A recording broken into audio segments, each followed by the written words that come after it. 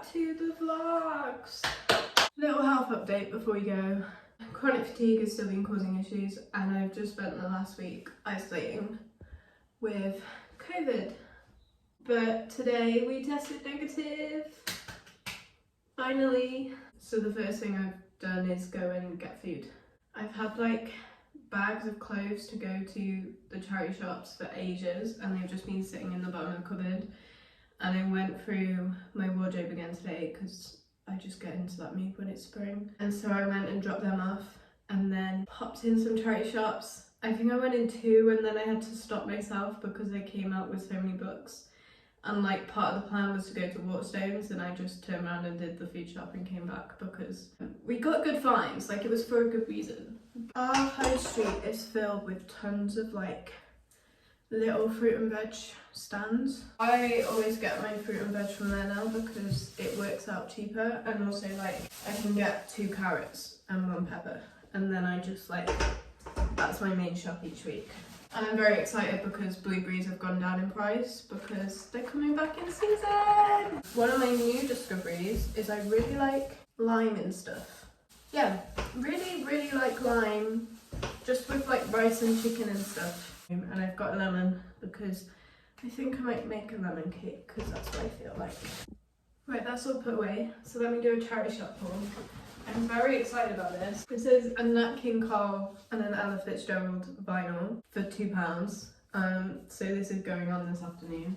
I got a Sinatra one from a charity shop, and it's literally my favourite one because it's so calming and relaxing to have on. This one, The God of Small Things, because it sounds really interesting, and it also says winner of book prize, so Booker prize, sorry. So I'm thinking that's probably a good one, and it's not on my list, but I was intrigued, so I wanted to get it. We got a mini Keats collection because I know I enjoy Keats, and I also like having little books that can like fit in little bags so they're easier to take places. This was so gorgeous. Look at that cover. You can't even tell what book it is. Hold on. So we got Jane Austen Persuasion, because again it's smaller so I can just fit it in a bag or whatever, but also the cover's so gorgeous and it's a classic, so that I don't have yet. The other shop, we got The Book Thief because I've never read it, and it's like a book everyone recommends. There is this one charity shop that seems to just get the most gorgeous classic books. They already have some hardback classics from there, and I know they were from there, but they're all like 50p each or £1 each. It's insane. I saw these. They are stunning. Are you kidding me?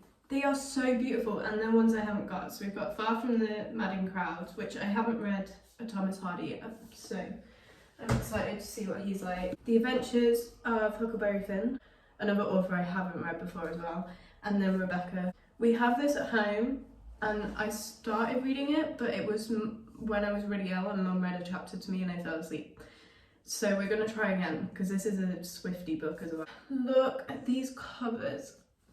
They're stunning.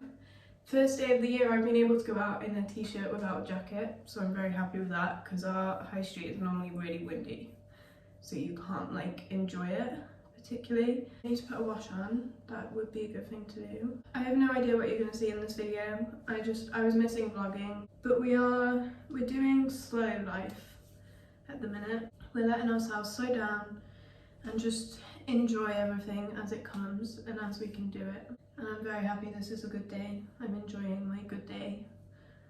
Yeah.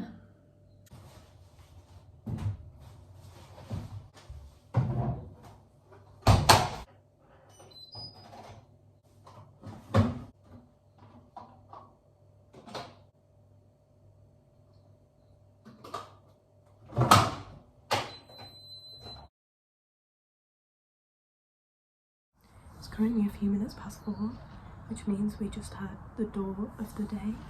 If you don't know what's happening, Harry is doing like a whole album announcement thing, and there's a door that opens every day and a tweet that goes along with it, and there's something different behind the door basically, and this is what we got today. I have no idea what it is, so the next move is to go on the Discord and Twitter and try and work out. I basically let someone else find the original picture. But it's fun because I've never been interested for an album release yet. So it's quite exciting and fun to watch it all unfold, especially from when like people were debating whether You Are Home was Harry or not. Although I was hoping for a single yesterday, and it's obviously going to be next week, which I love, with the whole it's April Fool's Day and we were all planning, and the fact that then his Halloween costume makes sense, but also like I want to hit the single. So our current read, I love how it's written.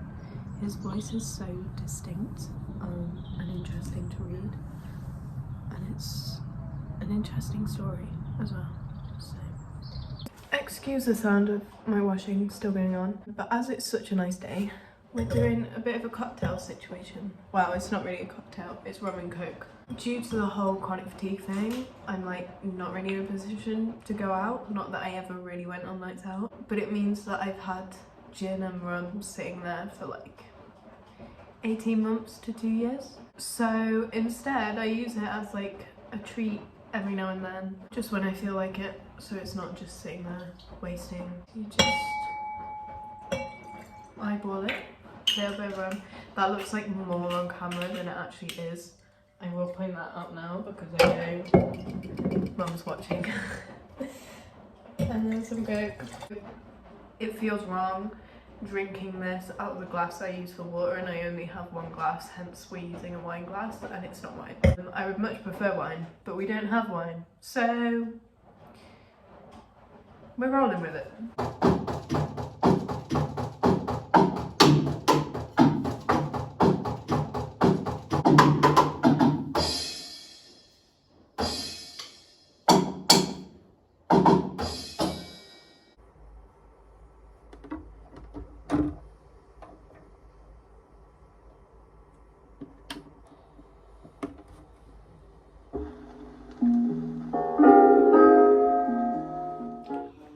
Let's cook! That sun comes through that window so gorgeously. We've got the record on. This nice thing about being in a flat, it's on in my room and I can hear it in here. Perfect. We have this vegan chicken. Now, I bought it for Thanksgiving, and then the vegan that we were cooking for ended up not being able to come. So ever since it's lived in my freezer, and I sort of feel like I should use it. And I had wraps, so I wanted to do fajitas, so I've defrosted this. We're gonna see what it's like. I have no idea what it's gonna taste like. Hopefully it's nice. We'll find out. So, we need to chop up all the veg. Also, I love how fajitas is like a thing that everyone loves. Like all those memes that are like, what's for dinner? And then the mum says fajitas and everyone's like, okay, I really love this record. We've chopped up everything. The chicken feels kind of gross and smells a little bit weird. So we'll see what happens. I found it's really hard to cook for one. So listen to this classic. He is very, very extraordinary. Okay, sorry, getting distracted. It's really hard to cook for one. The joy of that is you usually have leftovers you can put in a tub and eat the next day. There's a lot of background noise right now. I apologise.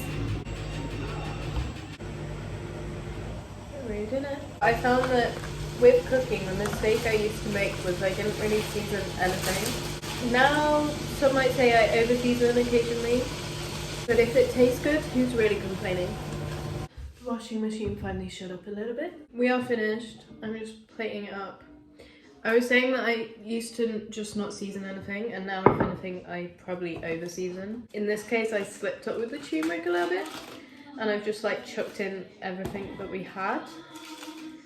So I have no idea what this is going to be like, because I was kind of nervous to try the chicken before everything's like in the wrap. And then this is what we have.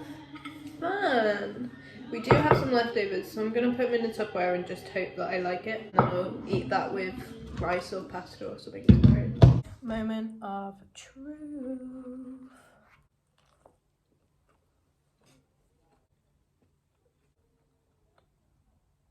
It doesn't particularly taste of chicken, but it doesn't taste not of chicken.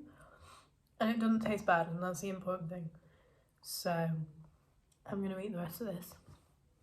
Have a nice day.